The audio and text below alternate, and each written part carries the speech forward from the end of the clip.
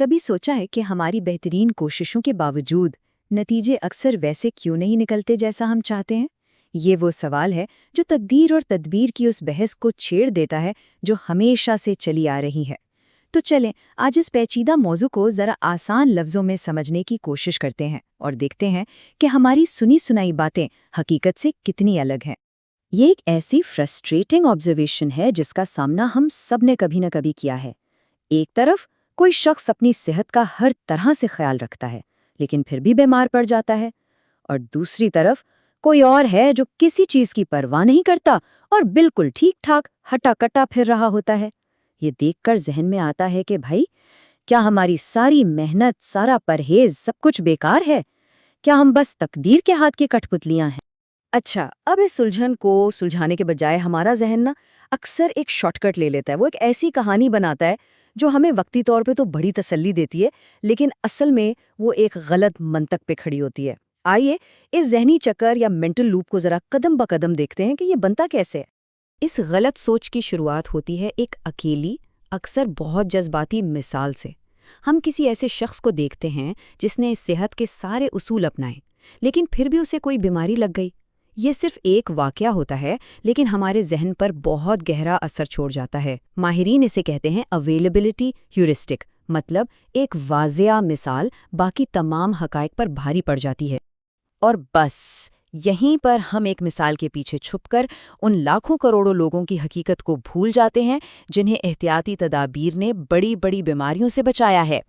یہ منطق کی سب سے عام غلطیوں میں سے ایک ہے جسے فلاڈ جنرلائزیشن کہتے ہیں۔ مطلب ہم حقائق اور اعداد و شمار کو دیکھے بغیر اپنے ایک محدود سے تجربے کی بنیاد پر ایک عالمی قانون بنا دیتے ہیں۔ اور اس ذہنی چکر کا آخری نتیجہ یہ نکلتا ہے کہ ہم اپنی ذاتی ذمہ داری سے ہی ہاتھ اٹھا لیتے ہیں۔ یہ سوچ ہمیں کوشش چھوڑنے کا ایک بڑا زبردست بہانہ دے دیتی ہے۔ ہم اپنی خواہشات کے پیچھے چل پڑتے ہیں، یہ سوچ کر کہ بھائی انجام تو پہلے سے لکھا ہوا ہے۔ تو اگر یہ ذہنی چکر غلط ہے تو پھر صحیح تصویر کیا ہے؟ چلیں اب اس غلط فہمی کی دھند کو ہٹاتے ہیں اور تقدیر کے بارے میں ایک زیادہ درست اور ایک امپاورنگ فریم ورک بناتے ہیں۔ دیکھیے، تقدیر کا صحیح تصور کوئی ایک فکسڈ پوائنٹ نہیں ہے، بلکہ یہ امکانات کا ایک پورا میدان ہے۔ یہ ایک رینج ہے جو اللہ نے مقرر کر دی ہے۔ مثال کے طور پر ہو سکتا ہے کسی کی زندگی کی حد 50 سے 80 سال کے درمیان لکھی ہو۔ اب زندگی اس رینج کے اندر کہاں ختم ہوگی، اس کا بہت بڑا انحصار ہمارے اپنے انتخاب پر ہے۔ اس کو سمجھنے کے لیے ایک لچکدار ربر بینڈ کی مثال لیں۔ فرض کریں یہ بینڈ 2 کیلوں کے درمیان بندھا ہے۔ ایک کیل کم سے کم عمر کی حد ہے اور دوسری زیادہ سے زیادہ۔ اب ہمارے طرز زندگی کے جو انتخاب ہیں وہ ایک ایسی طاقت ہیں جو اس ربر بینڈ کو کھینچتی ہیں۔ صحت مند عادتیں، پرہیز، کوشش، یہ سب اسے زیادہ سے زیادہ کی حد کی طرف کھینچتی ہیں، جبکہ لاپرواہی اور غفلت اسے کم سے کم کی حد کی طرف ڈھیلا چھوڑ دیتی ہیں۔ ہماری کوششیں دراصل فطرت کے ان اصولوں کے ساتھ چلنے کا ہی دوسرا نام ہے۔ یہ اللہ کا بنایا ہوا ایک سیدھا سادہ کاز اینڈ ایفیکٹ کا نظام ہے۔ جو صفائی کا خیال نہیں رکھے گا، جراثیم اس پر حملہ کریں گے۔ ہماری کوشش ہمیں ان قوانین سے نقصان اٹھانے کے بجائے فائدہ اٹھانے میں مدد دیتی ہے۔ اچھا، اب جب ہم نے اس دنیاوی ماڈل کو سمجھ لیا ہے تو آئیے دیکھتے ہیں کہ خدائی نقطہ نظر سے اس کی کیا اہمیت ہے۔ مطلب زمینی نتیجہ جو بھی ہو، اللہ کے نزدیک ہماری ان کوششوں کی کیا قدر و قیمت ہے۔ یہاں سب سے اہم اور سمجھنے والا نقطہ یہ ہے کہ اللہ کی عدالت میں صرف نتیجہ نہیں دیکھا جاتا، بلکہ نیت اور کوشش دیکھی جاتی ہے۔ ہر وہ لمحہ جب کسی نے اپنی خواہش کو دبا کر ایک بہتر، ایک صحیح انتخاب کیا، وہ ریکارڈ ہو رہا ہے۔ یہ ایک زیادہ انصاف والا اور رحیم نظام ہے، کیونکہ نتائج پر ہمارا پورا کنٹرول نہیں ہوتا، لیکن ہماری نیت اور کوشش پر تو ہوتا ہے۔ یہ اصول قرآن پاک میں بالکل واضح طور پر بتایا گیا ہے۔ یہاں لفظ سعی یعنی کوشش یا سٹرائیونگ پر غور کریں۔ آیت یہ نہیں کہتی کہ انسان کو وہ ملتا ہے جو نتیجہ نکلتا ہے۔ اس کا مطلب یہ ہوا کہ خدائی نظام میں جو اصل کرنسی ہے وہ نتیجہ نہیں، بلکہ ہماری خالص نیت سے کی گئی کوشش۔ اس سلائیڈ پر 2 مختلف راستوں کا موازنہ دیکھیں۔ ایک طرف وہ شخص ہے جو علم اور شعور کی بنیاد پر فیصلے کر رہا ہے۔ اس کی ہر کوشش، چاہے وہ ورزش کے لیے صبح اٹھنا ہو یا کسی غلط چیز سے پرہیز کرنا، اللہ کے ہاں لکھی جا رہی ہے، اس کا سکور بن رہا ہے۔ دوسری طرف وہ شخص ہے جو ہر لمحے بس اپنی خواہشات کا غلام بنا ہوا ہے۔ اس کا اعمال نامہ کوشش کے سکور سے خالی ہے کیونکہ اس نے کبھی جدوجہد کی ہی نہیں۔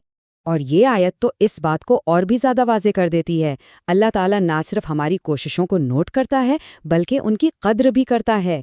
یہ کتنا حوصلہ دینے والا تصور ہے کہ ہماری محنت کبھی بھی رائیگاں نہیں جاتی، چاہے دنیا میں اس کا نتیجہ کچھ بھی نکلے۔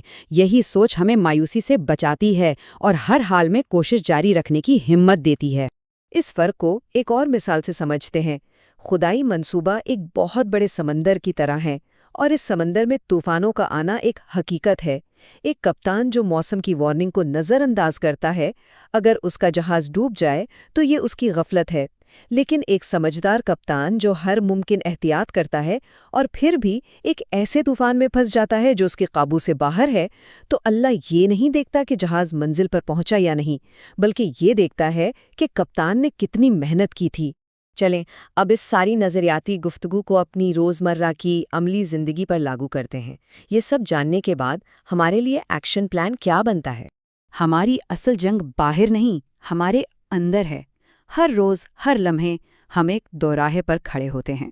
ایک راستہ نفس کا ہے، یعنی موبائل پر گھنٹوں ضائع کرنا، بچوں کے ساتھ بیٹھ کر بات کرنے کے بجائے سسٹم کو الزام دینا یا اپنی ذمہ داریوں سے بھاگنا۔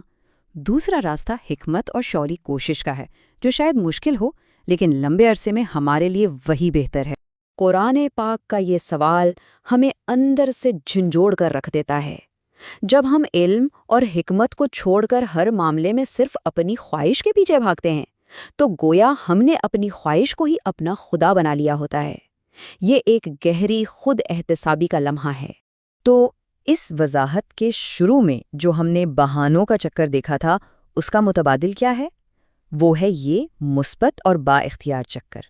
پہلا قدم، سنی سنائی باتوں پر یقین کرنے کے بجائے علم حاصل کرنا اور غور و فکر کرنا۔ دوسرا قدم، اس علم کی بنیاد پر شعوری کوشش یعنی صحیح کرنا۔ اور تیسرا قدم، فطرت کے ان قوانین کے ساتھ ہم آہنگی پیدا کرنا جو اللہ نے بنائے۔ تو آخر میں یہ ایک سوال ہے جو ہم سب کو اپنے آپ سے پوچھنا چاہیے۔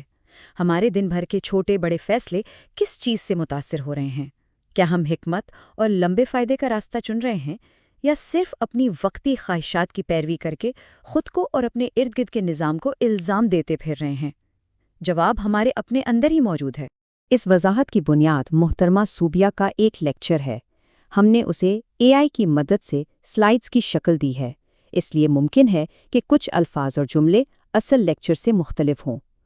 اگر اس گفتگو سے آپ کے ذہن میں مزید سوالات پیدا ہوئے ہیں یا آپ ان موضوعات پر گہری سمجھ یا کاؤنسلنگ کے لیے رابطہ کرنا چاہتے ہیں تو اسکرین پر دی گئی معلومات استعمال کر سکتے ہیں۔